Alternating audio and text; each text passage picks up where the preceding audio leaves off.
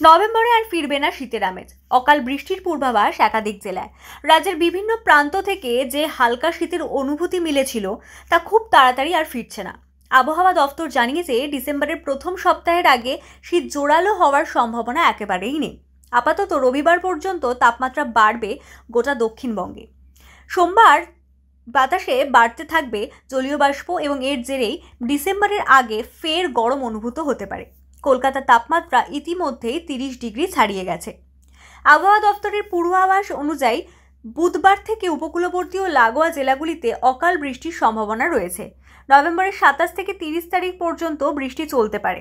এতে রোদে শুকোতে রাখা শস্য ও ফসল ক্ষতির মুখে পড়তে পারে। তাই কৃষকদের আগাম শস্য তুলে নেওয়ার পরামর্শ দিয়েছে আবহাওয়া দফতর।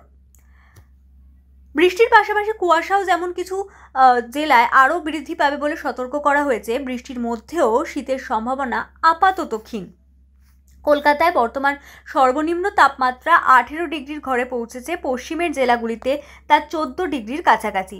ভোরের দিকে ওই অঞ্চলে কুয়াশা সবচেয়ে বেশি থাকবে। তবে ডিসেম্বরের প্রথম সপ্তাহের পর শীত ধীরে ধীরে নামতে শুরু করবে এবং অন্তত বড়দিনের আগে পর্যন্ত তা টিকে থাকার সম্ভাবনা রয়েছে বলে মত আবহাওয়াবিদদের। উত্তরবঙ্গের পার্বত্য 2 জেলা বাদে বাকি অংশ, গাঙ্গেয় দক্ষিণবঙ্গ, পশ্চিমাঞ্চল ও উপকূলের জেলাগুলিতে রবিবার পর্যন্ত তাপমাত্রা বাড়ার প্রবণতা স্পষ্ট হবে। যদিও সোমবার থেকে উত্তরবঙ্গের উপরের দিকের 3 জেলা ও পশ্চিমাঞ্চলের কিছু জায়গায় তাপমাত্রা সাময়িকভাবে কমতে পারে এবং তা টিকে থাকতে পারে বুধবার পর্যন্ত।